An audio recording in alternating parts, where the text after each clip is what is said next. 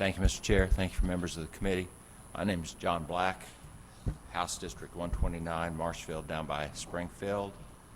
Thank you for hearing this bill first, Mr. Chairman, as I have another hearing at 8:30, so I very much appreciate it. Thank you. We often hear that government needs to be run more like a business. This bill gives us the opportunity to do that. This bill explains within the boundaries of the Constitution how public entities might be able to provide retention incentives or performance incentives to their employees. It does not apply to employees whose salaries are statutorily established, but it would allow a local government or a university or another political subdivision to understand how they might be able to try to retain employees in this very difficult market or provide performance incentives to employees in this very difficult market within the bounds of the Constitution. Of course, we can't change the Constitution. This outlines the way that process is already done in many public institutions.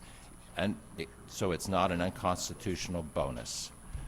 If the program, the incentive, the retention payment is set up in advance, so there's no payment after the fact, there's plenty of examples where that is an approved and legal payment and not a violation of the bonus clause of the Constitution.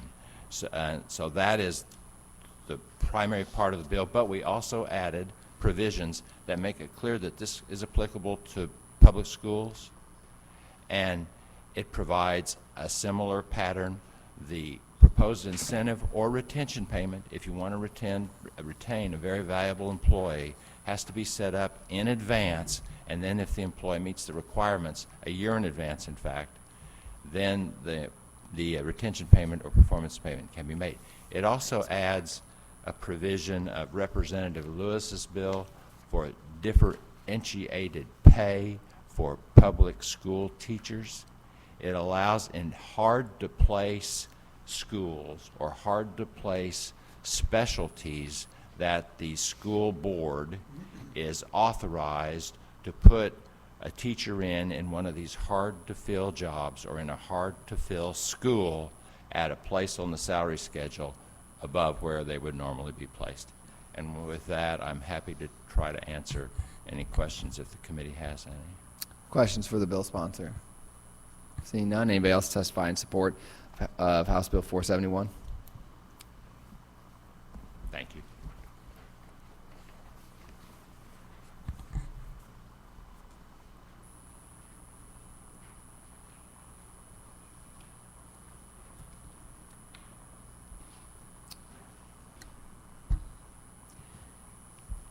Good morning, Mr. Chairman, members of the committee. Stacy Priest, I'm representing, excuse me, Align.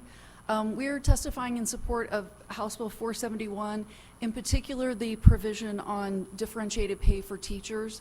The practice of step and lane salary schedules has been around since the early 20th century, but as the sponsor mentioned, there are many occasions where there are schools that are harder to staff or positions that are harder to staff, and it makes sense for this to be a more market-driven salary basis. So, think about, for example, if you have a surplus of qualified applicants in one particular area and a scarcity in another, but they have the same level of education and experience, it doesn't necessarily make sense to sacrifice the person that you have the hardest time finding just to be able to balance the schedule based on years of experience in education. We think this is consistent with other professions like law, medicine, engineering, where different specialty areas draw down different salaries. And so with teaching as a profession, this fits right in with that, and we are happy to support House Bill 471. Questions for this witness? Seeing none, anybody else testify in support? Oh, Senator Gannon. I don't have a question, just a comment. Wouldn't it be nice if teachers had the same starting salary as some of those professions you just mentioned that they make as a starting salary? I think that's coming. Yeah, thank you. All right, anybody else testify in support of House Bill 471? Anybody testify in opposition to House Bill 471? Mr. Chairman, members of the committee, Otto Page on behalf of Missouri NEA. We're only speaking in opposition to one section that was added by amendment on the floor. That's section 168093. This is an important topic, and we would urge the committee to work on this at the appropriate level of specificity. There's another provision that was added by amendment 168110, which is amendment to the existing law. That was House Bill 190, which was filed as a bill, heard in committee. Our group and another group spoke in opposition. We had specific concerns that were addressed in the committee. The provision that was put on the floor doesn't really have very precise wording. For example, it talks about a contract between a school district and an individual may include a provision. There's a lot of ways to do differentiated pay wrong, a relatively small number of ways to do it right. And one of the ways to do it wrong is to have it create a perception of unfairness or nepotism.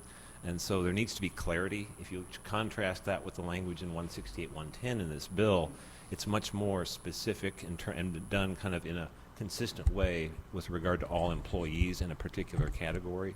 And so we would urge the committee to either, if you're going to move this bill forward, take that provision out, have it be heard properly as a bill throughout the process of the session, or it needs to have a significant amount of attention given to the wording so that it doesn't serve as an attractive nuisance, something that looks good but doesn't have the right guardrails. So we're happy to, if the committee wants to put in that work, we're happy to be involved in that process. Senator Arthur. Hi, Otto. So you're not opposed to the idea of rewarding exceptional work? We're not opposed to that With idea. I additional will pay. say you're about to hear House Bill 497, which raises the teacher minimum salary. The vast majority of districts affected by that are going to be scrambling to figure out how to comply with getting their minimum salary up, and they're probably not going to have resource to devote to extra pay. But for sure, we're not opposed to discussing that topic and doing it right. Well, I think where I struggle is if you set out a criteria that's so rigid that you might argue is more fair. In some ways, you're still tying the hands of administrators who want to retain teachers who may have other opportunities.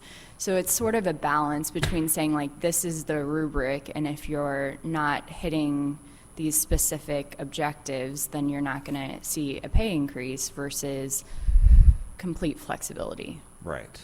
It's difficult to do that in the public eye in a way that doesn't create a perception of issues. I mean, there's a lot that we can talk about as far as the human psychology of motivation and pay.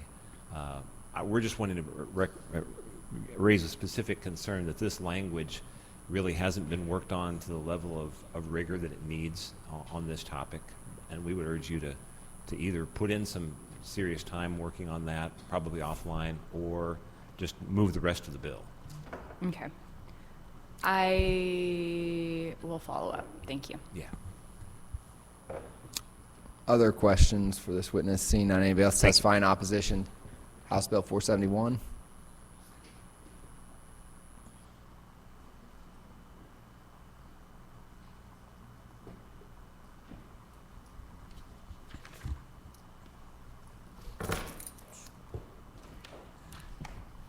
Good morning, Mr. Chairman, members of the committee. My name is Arnie C. A.C. Dienoff, State Public Advocate, and I am against this House bill. Incentives are considered a bonus, and after reading the language, I totally disagree with the bill sponsor. The bonus under our state constitution would be a violation of Article 3, Section 39.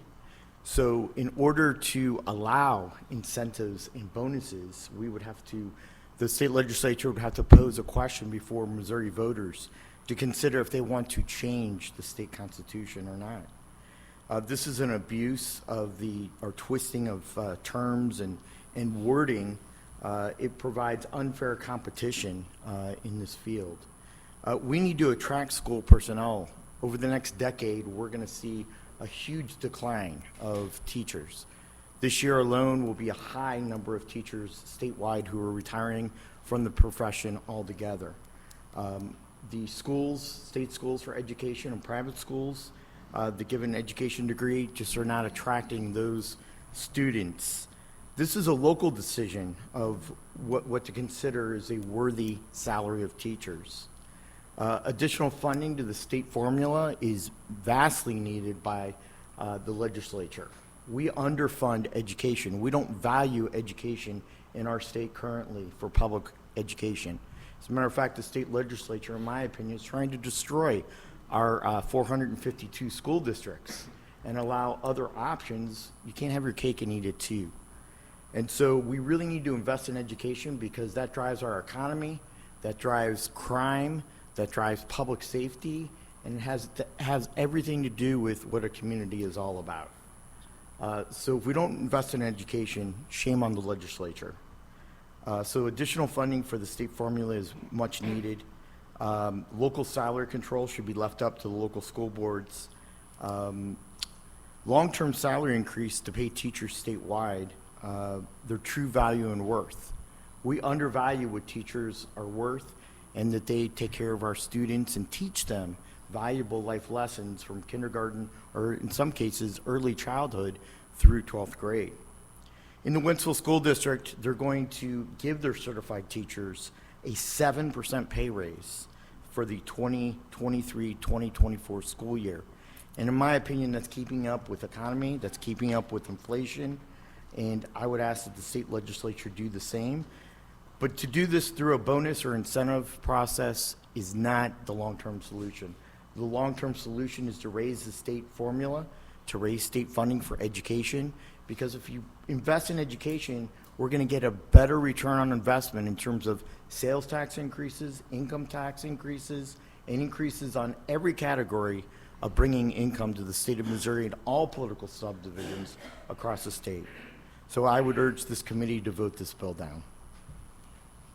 That's my testimony. Anybody else testify in opposition to House Bill 471? I guess there's no questions for me, right? Doesn't look like it.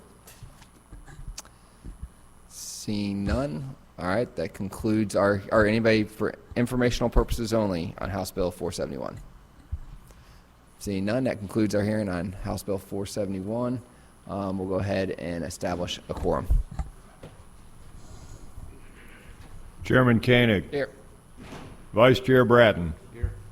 Senators Arthur. Beck. Gannon. Here. Hoskins. Razor. Schroer. Trent. All right, we'll now move to Senate Bill 535. Thank you, Mr. Chair, members of the committee. Travis Fitzwater, 10th District, bringing you a Senate bill 2.5 weeks out from the end of session. So really excited about this bill. For several years as a House member and now as a senator, I've been the kind of the STEM guy in the legislature. We got an elementary school program, a middle school program functioning to give kids training at an earlier age on what's available in the career fields in STEM. And this would be similar to that in the high school level. And so we're just extending the work that I've done over many years in elementary and in middle school and trying to extend it to a high schooler so they also get a view of what's available in these incredibly needed fields in the state of Missouri in these careers. Would love to take any questions. I'm sure there's a witness or two, but just want to keep giving kids opportunities to learn more about what's available in the careers today.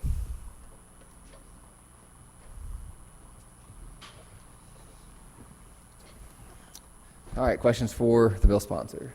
Seeing none, anybody testify in support of Senate Bill 535?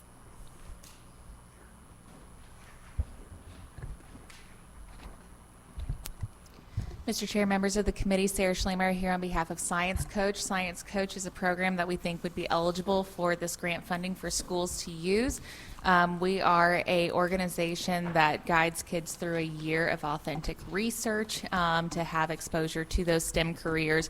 We not only see this as a wonderful education opportunity for kids, they're able to enter into national and international competitions, and they've been sweeping awards nationwide through the Science Coach program. But we also see this as a workforce solution. 89% of the kids who go through Science Coach end up in a STEM career, and as we know, STEM workforce is one of the shortages that we have in Missouri. So retaining our best and brightest through this program. So happy to take any questions. Questions for this witness? Seeing none, anybody else testify in support?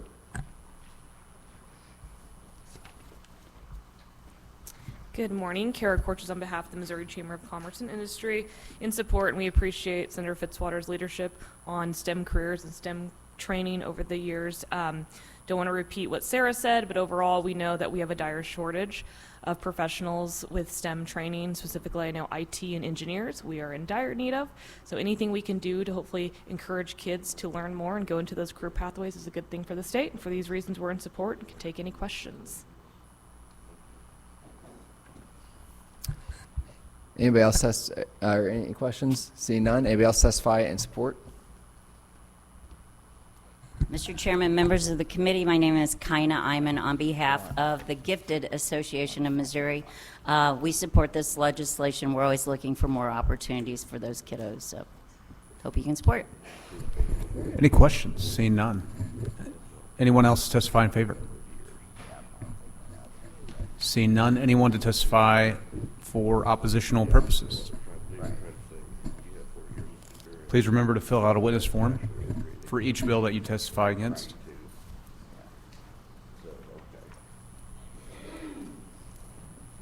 Thank you very much, Mr. Vice Chairman, members of the committee. My name is Arnie C. A.C. Dinoff, State Public Advocate. And there are many duplicative programs that offer STEM grants, STEM-related education. One just has to look on the internet to see those grant opportunities nationwide. In my opinion, this is a clear duplication of providing funding, and it's unnecessary to go through this appropriation process. As I said, there's tons of opportunity grants across the nation. Many go unused. There's a lot of these grants that go unused. The Federal Department of Education has several opportunities and several ways of school districts or teachers to apply for grants to surge the STEM career path. And for those reasons, because of the duplicativeness and because there's other programs that are being offered, this is, in my opinion, a waste of time, energy, and effort, and I would oppose the bill and ask the committee to vote the bill down. Thank you very much. Senator Hoskins, proceed. Sorry, I had to get my microphone ready. Thanks for testifying. You bring up some good concerns. Have you met with the bill sponsor to address any of those? No, I have not. Okay. I would encourage you to meet with him and maybe have some of those discussions. Thank you. Thank you. I have a question. So on the previous bill, you testified that we didn't have enough funding for education, but now we have one for a potential other program to, I guess, additionally fund education, but you're testifying opposition. Because there's lots of other opportunities. If you look on the internet, there's lots of private companies, lots of organizations nationwide that offer to all school districts all across the country.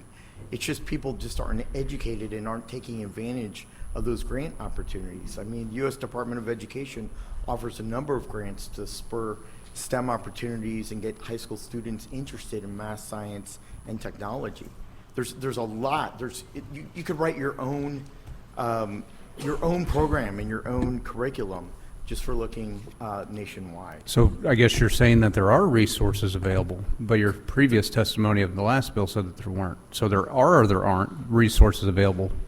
For STEM opportunities, there are. Okay. The other bill was talking about incentives for teachers. I'm advocating that we raise the state formula, education formula, put more money towards teacher salaries statewide, rather than calling it an incentive, which would be the same as a bonus. They're two different issues, totally. Okay. No, you brought up the Constitution. I'm sure you know the Constitution well. So, and with the state, I guess, investment in education, what's the Constitution require the legislature to fund education? Currently, it's 25%. So are we at 25%, below 25%? We're above, for the last 2 or 3 years, we're above the 25% required by the state constitution. All right, thank you. All right, other questions for this witness? Seeing none. Anybody else to testify? Anybody else testifying in opposition? Anybody testify for informational purposes only? All right, that concludes our hearing on Senate Bill 535. We will now move to House Bill 497.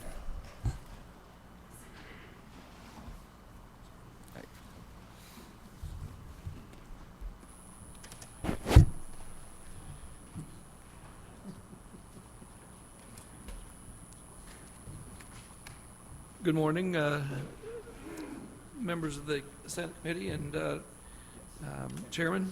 I'm here to present, I'm Ed Lewis, House District 6. I'm here to present House Bill 497. 497 is, I don't like to use the word, but it is an education omnibus. It contains several provisions that we put together on the House side that were all pretty well vetted and pretty well received by the membership. Came through the Education Committee, came out of Education Committee on our side 15-2, out of Rules 9-0, and off the House floor 145-5. So that's the entire package. I want to, the base bill, the HB497, is the Teacher Recruitment and Retention Scholarship Program.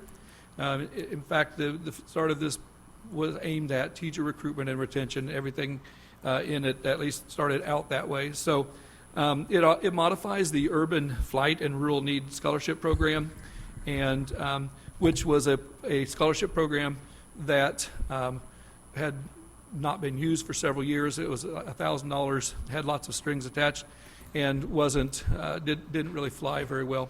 So the Urban Flight and Rural Need Scholarship Program is one that is aimed to help fill the need in hard-to-staff schools and hard-to-staff areas, and it will pay full tuition and scholarship for anyone who has an associate's degree or has a bachelor's degree and they want to go back and get their teaching certificate and take up to two years.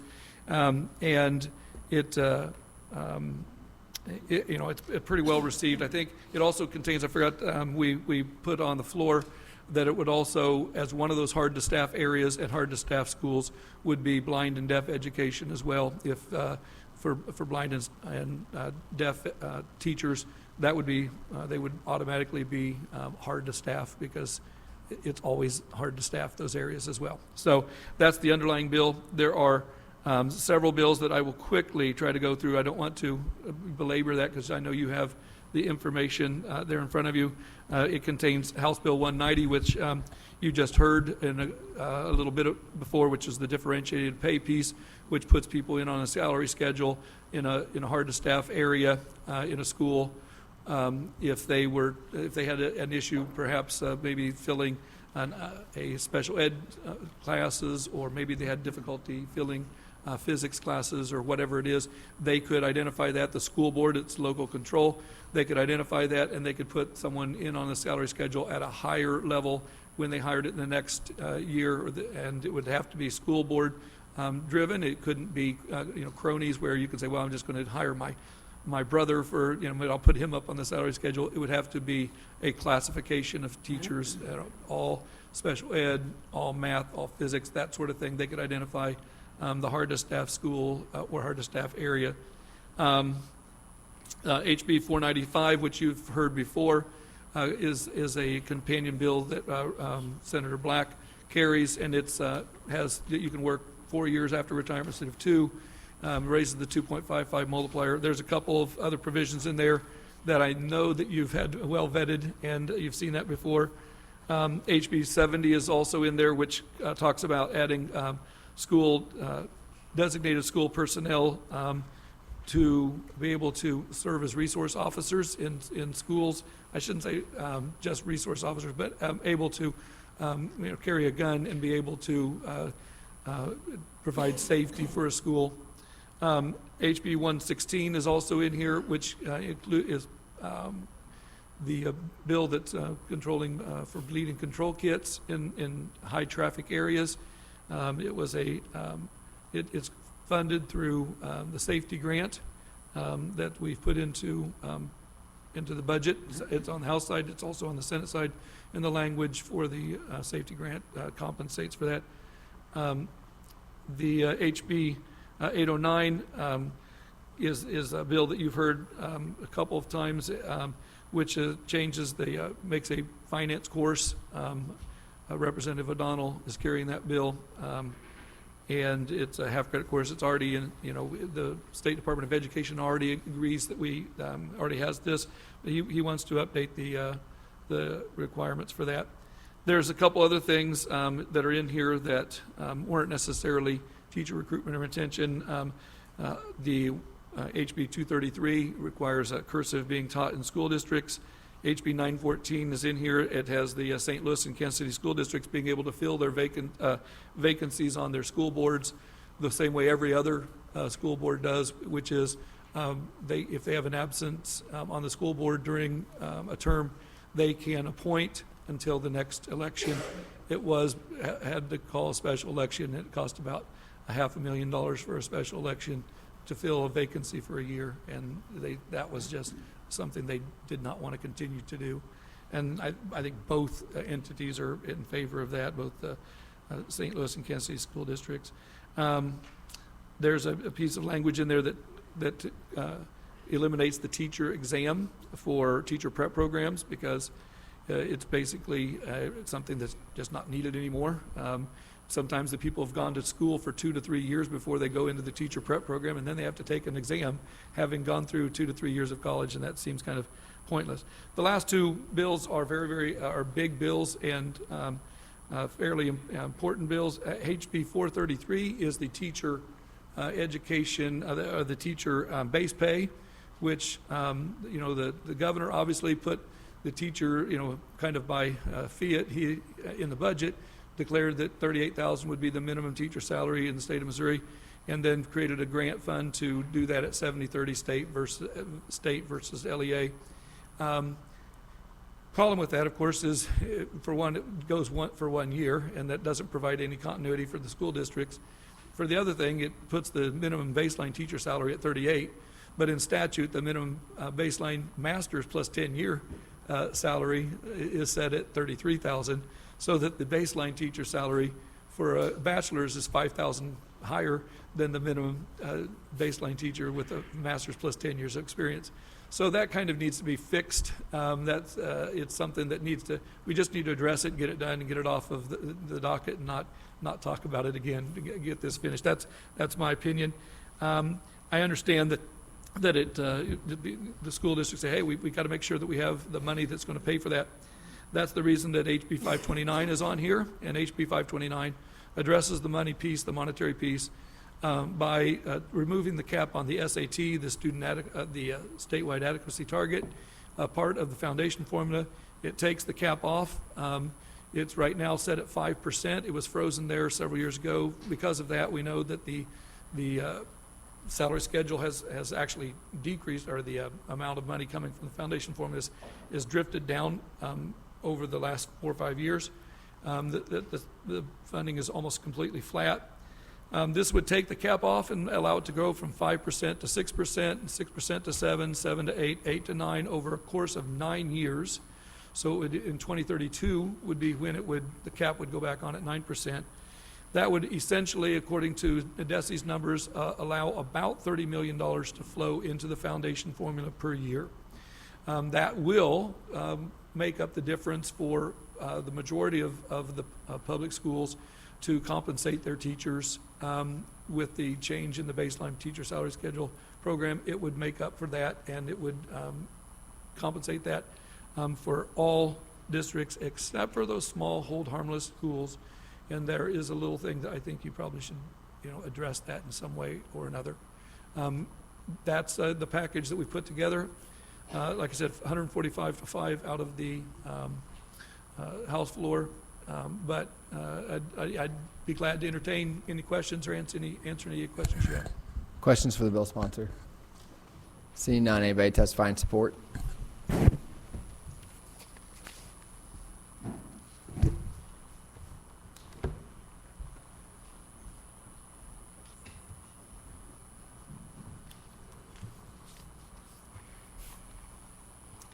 Good morning, Chair Koenig and members of the committee. My name is Lauren Kreisel, and I am a registered lobbyist with the Associated Students of the University of Missouri, or ASUM for short.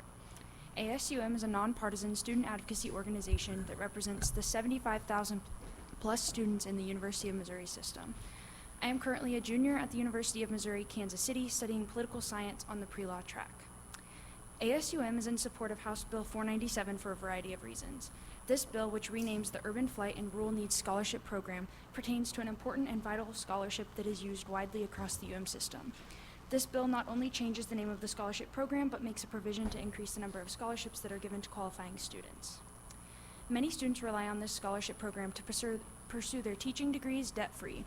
At UMKC, this program and the Institute for Urban Education program are used by prospective educators that plan to stay in the Kansas City area after graduation.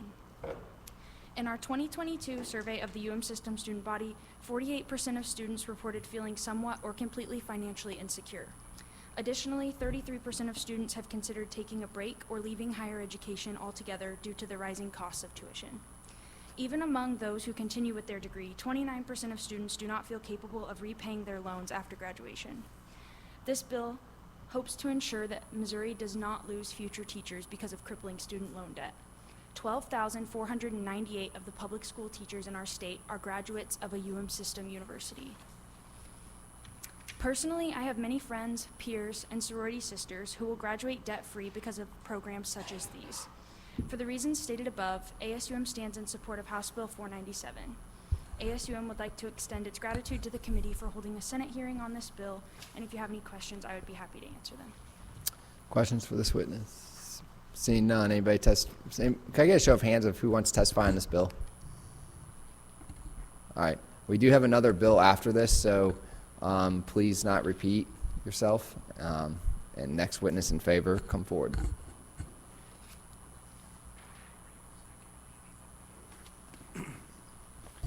Thank you, Mr. Chairman, members of the committee. Mike Wood, registered lobbyist for the Missouri State Teachers Association. We testified in support of 497 as the Urban Flight and Rural Needs Scholarship Increase Program when it was in the House.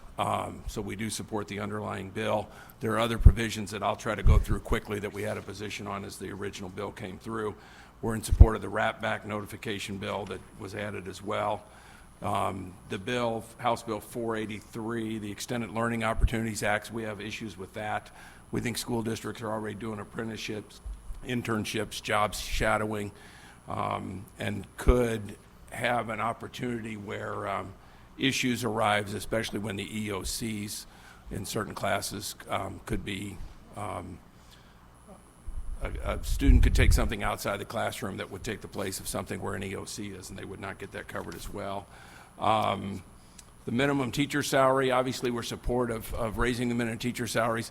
We don't know that this is the right way to do it. It does not have a built-in increase to it, so we're going to be right back in the same situation in a few years with the $38,000. There's no dedicated funding source to it. We would like to see an approach where maybe the State Board of Education each year makes a recommendation to the governor includes that in their budget recommendations. That way it stays fluid, dependent upon the availability of not only funds, but the needs that are seen out there on a minimum teacher salary. So we have some issues with that. We'd like to see an increase in it, but we just don't know if this is the right way to do it. House Bill 190, you also heard as part of the other bill. We didn't testify on that bill because we didn't testify on the underlying bill as well. We think districts already can set policy on where to place incoming teachers on their salary schedule. So we think that could be covered locally if a district wanted to do that already, if they felt the need to place teachers on the salary schedule at a different level. We are in support of removing the pre-service entry-level exam for teachers as well. And then the retirement issues, we're in full support of those. We think that helps districts with their staffing needs, at the same time not hurting the retirement system. With that, I'll be happy to take any questions you all might have. Questions for this witness? Anybody else testify in support?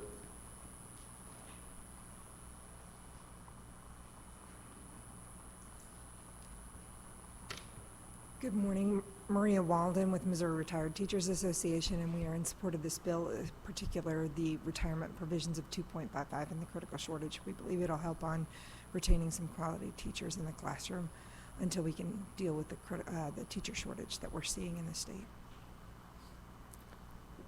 Senator Beck. Good morning. Good morning. So I have some language that's actually on some other bills that goes with this that would raise it to 2.6 if you stayed for 34 years. Would that be something that we? I think anything that you can do to keep the teacher in the classroom that doesn't financially harm that retirement system would be wonderful for. I think be financially beneficial probably to the retirement system. Correct. Okay, thank you. Next witness testify in support.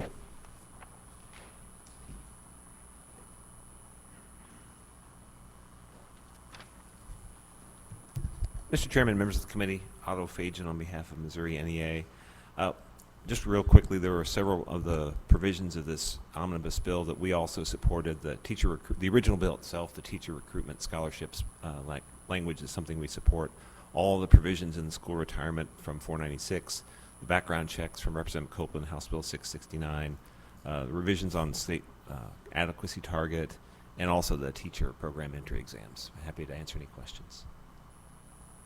Seeing none, anybody else testify in support?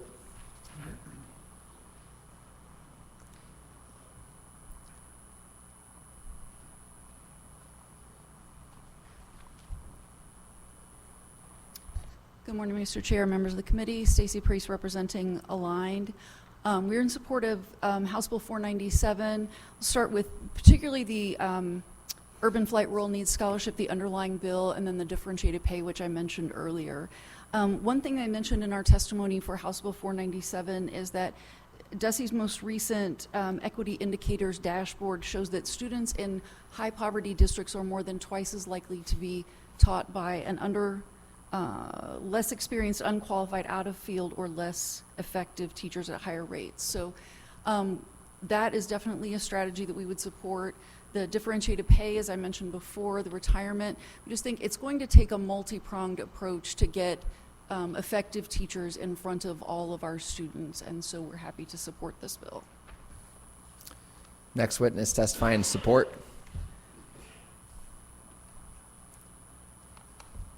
Good morning, Mr. Chairman, members of the committee. Thank you for your time. Lieutenant Colin Stosberg here with the State Patrol, just to go on record in support of this bill, specifically the provision related to RAP back. With that, I'll take any questions. Thank you. Next witness testify in support. Mr. Chairman, members of the committee, Michael Grote appearing on behalf of Western Governors University, specifically here for the underlying bill, the teacher recruitment and scholarship. We were supportive of that as one of the largest institutions in the state training teachers. So, all right, next witness testify in support.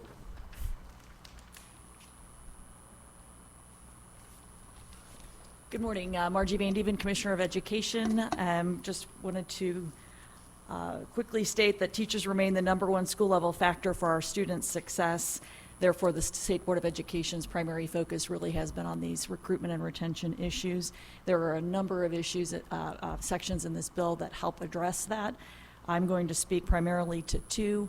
That is, the State Board of Education appointed a Blue Ribbon Task Force, and they brought forward 9 recommendations that were approved unanimously by our State Board. Specifically, those that are addressed in the urban flight and rural school district, teacher recruitment part, and then also the teacher salary increases. Very much appreciate the work of the sponsor and appreciate you all hearing this today. Questions for this witness? Seeing none, anybody else testify in support?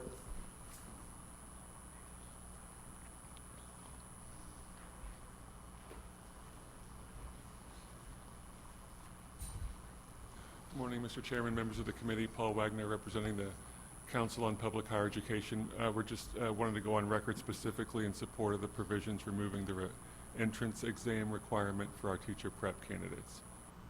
Happy to answer any questions. Anybody else testify in support?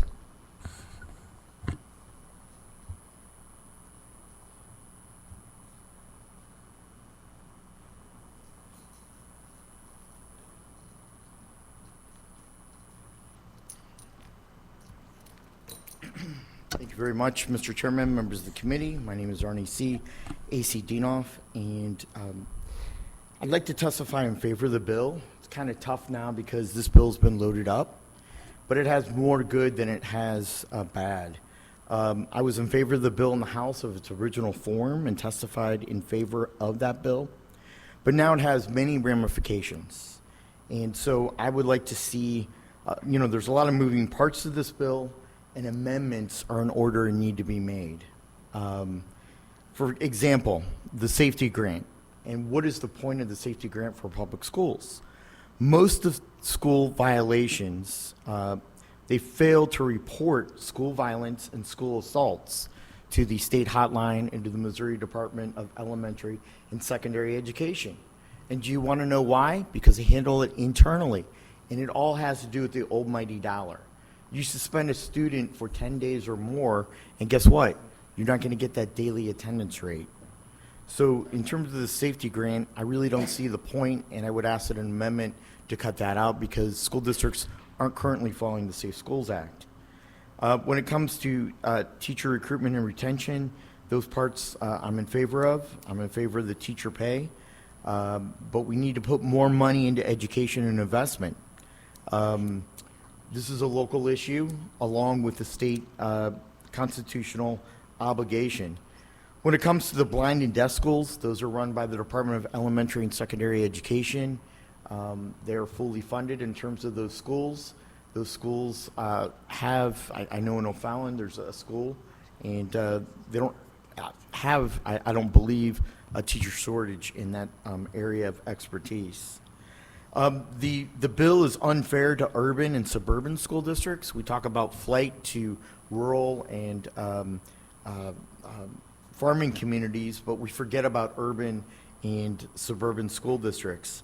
In the Wentzville School District, they have currently for the next school year, was negotiated a Bring Home Your Teacher Act. And in that act, if you are a resident of the Wentzville School District and have a certified teaching degree in good standing, teaching in another school district, and you apply for an opening in the Wentzville R4 school district, they put you on whatever level of the teacher salary that you're currently making at your current school district. So that is a local issue. The teacher funding, teacher base pay, again, if we're going to have a short-term solution, that's not going to work for me or for Missourians or Missouri students. I would implore and ask and beg this committee concrete funding mechanism and opportunity for appropriation revenue plan for the next 10 years. I challenge this Senate and I challenge the entire state legislature to come up with a 10-year solid funding plan to fund teacher salaries. I ask that you have the guts to put workable, fundable plan on the table and before the legislature. Enough of the politics. Children shouldn't be pawns on the chessboard or checkerboard. They shouldn't be pawns. We need to solve this issue once and for all, and I ask you to put a 10-year plan onto the table. I'm in favor of the teacher salary, but again, it's only a short-term solution, not a long-term funding plan. The wrap back makes sense. It's going to save school districts and teachers money in terms of every 6 years having to have fingerprint. They already go through either a semi-annual or annual background check, and they run them for DUIs, for drug charges, ordinance violations that might be of perpetuity or put children in jeopardy. And the retirement issues, I'm in favor of amending and fixing the teacher PRS pension plan. For those reasons, overall, I support this bill, and I'm here to answer any questions. Next witness testifying in support of House Bill 497. Anybody testifying in opposition to House Bill 497? Anybody testify for informational purposes only?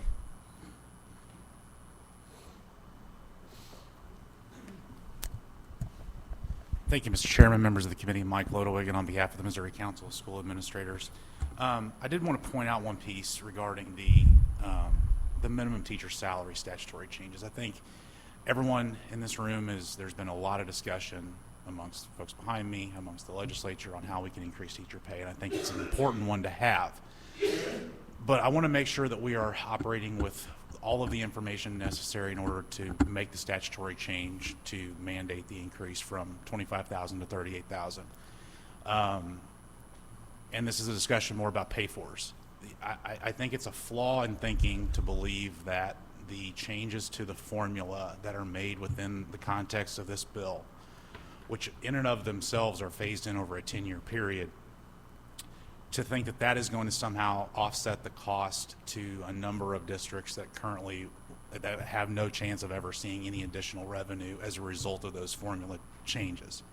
I think it's extremely important that we see some sort of a simulation that actually gives policymakers in our school districts the information necessary to know what the impact of that mandate is on their districts, so that you can make the most informed decision on whether or not that's the appropriate way to go about this. It's rough math, but we believe that anywhere between 35 and 40% of school districts probably are not going to see any additional resources out of the changes to the formula that's contained in this bill. And so those districts save that funding, and the grant program that goes away after 3 years, those districts will just be left with the mandate on salaries. So I just want to make sure we're all operating with the same information as we go into these conversations, and so I'm happy to answer any questions.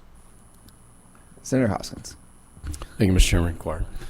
I share some of those same concerns. Obviously, I've got 6 counties in my legislative district. A lot of those are rural counties, and when we increase the teacher salary, the minimum teacher salary mandate up to $38,000, a lot of schools in my rural areas could be adversely affected. And so I would like to see some of those simulations as well. I think the intent's good. Obviously, we'd like our teachers to make more, but I don't want there to be a cliff in whenever 5 years, 8 years, whenever that is, and all of a sudden there's no more money coming from the state to help boost up those salaries, and my rural districts are stuck with the bill. Thank you. Anybody else testify for informational purposes only? All right, that concludes our hearing on House Bill 497. I'll make a motion to go in executive session. All those in favor say aye. All those opposed, the ayes have it. I'll make a motion to bring up Senate Bill 476. It's been seconded. All those in favor say aye. All those opposed. I do have a substitute. I'll make a motion to adopt the substitute. It's been seconded. All those in favor say aye. All those opposed. What's in the substitute is we have, I added that some more parameters around the hiring practices. So you could only, state government could only require a degree if it was something that's required by state law, and then also if it's at the director level. And I believe Senator Trent has an amendment.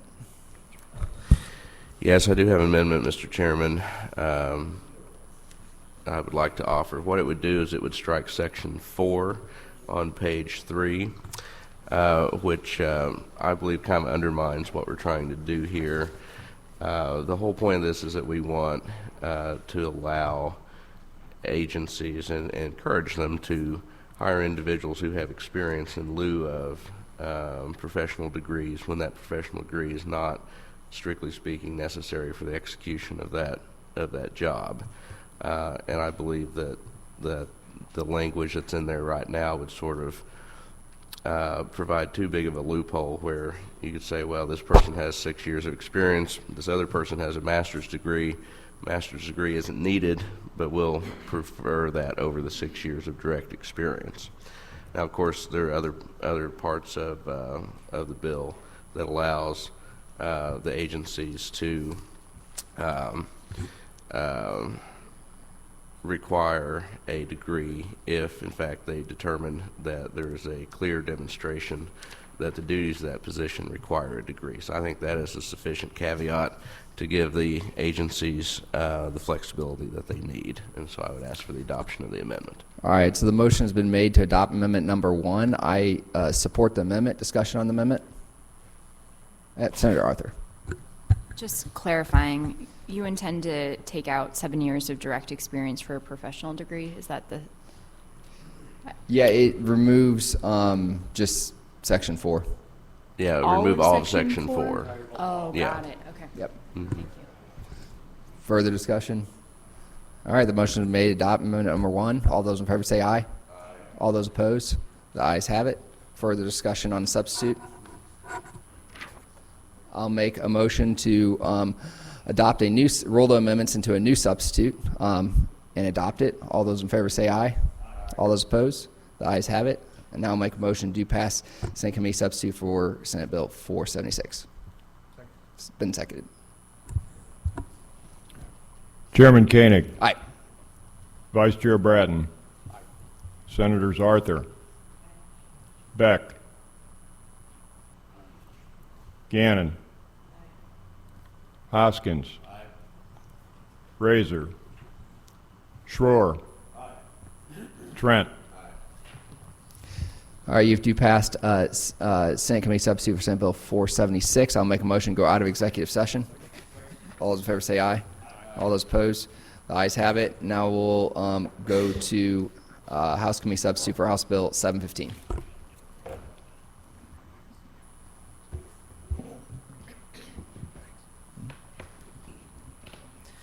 Good morning, Mr. Chairman and members of the committee. My name is Hannah Kelly for the record. I serve District 141 in the House. I bring before you today a House Committee substitute for House Bill 715. It is a combination of 3 bills that will help to provide for the education of children with severe behavioral health conditions. The underlying bill includes provisions for children who cannot attend school and must receive their education in a residential treatment facility. The school district where the residential facility is located shall be responsible in this underlying bill for remitting a certain sum of education funding to the residential facility. That sum must be equal to 95% of the proportionate share in this language on a per-weighted average daily attendance basis of the local and state funding and any other money from DESE for that child. This bill will not keep school districts from mutually agreeing to another kind of financial arrangement with residential facilities. This bill is needed for the children in residential facilities who currently aren't having their education paid for by the school district. Bills that we added in committee, Mr. Chairman, are as follows. What is otherwise known as House Bill 716 and 743. These bills would require the child's sending district to pay for a sum of the child's education when they are temporarily placed in what's known as a psychiatric residential treatment facility.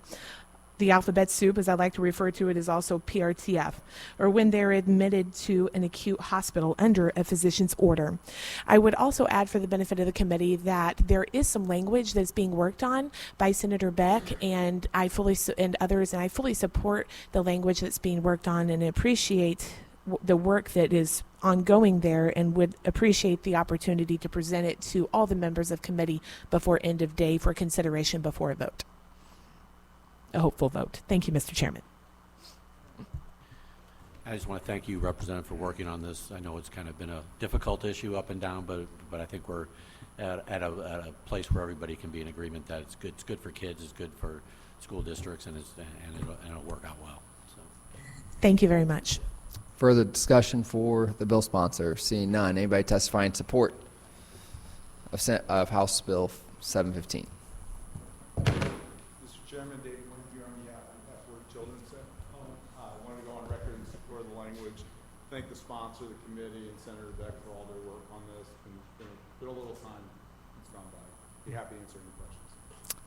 Questions for this witness? Seeing none. Anybody else testify in support?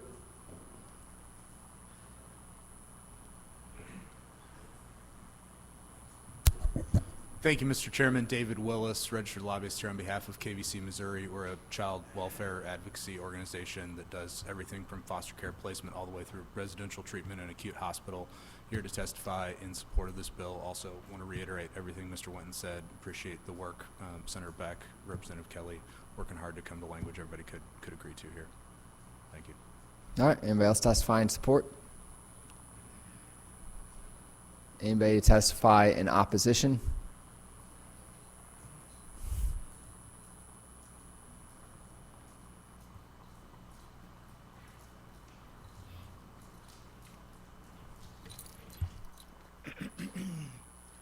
Thank you very much, Mr. Chairman, members of the committee. My name is Arnie C. AC Dinoff, State Public Advocate. I was in opposition to House Bill 715 in the House. In my opinion, it's a shell game of tax dollars and just shuffling where the money comes from. Currently, the system is already working to take care of students that are in a residential care facility or a hospital type setting. I have not heard of or seen any hardcore facts or rationale of why the bill is needed. It's currently paid for by either a state agency, such as the Department of Mental Health or the Department of Elementary and Secondary Education. This bill is unnecessary. In terms of a child being placed in, for temporary reasons, in a residential facility, it should be paid by the district of where that student lives. If programs are taught at the facility, that's a private matter, and that matter should either be covered by a medical insurance policy, Medicaid, Department of Mental Health, or some other program. And so those are my thoughts on this program. It's a bill that's not needed. It sounds like it's a very small amount of students statewide that this would affect. The system's already working. School districts already want to do the best for the children, especially when they're institutionalized either for a temporary or permanent basis in a residential care facility. And I don't see any need for this bill. So that's my testimony, Mr. Chairman. Questions for this witness? Seeing none, anybody else testify in opposition to House Bill 715? Anybody testify for informational purposes only? All right, that concludes our hearing on House Committee Substitute for House Bill 715. I'll make a motion to adjourn. All those in favor say aye. All those opposed, the ayes have it.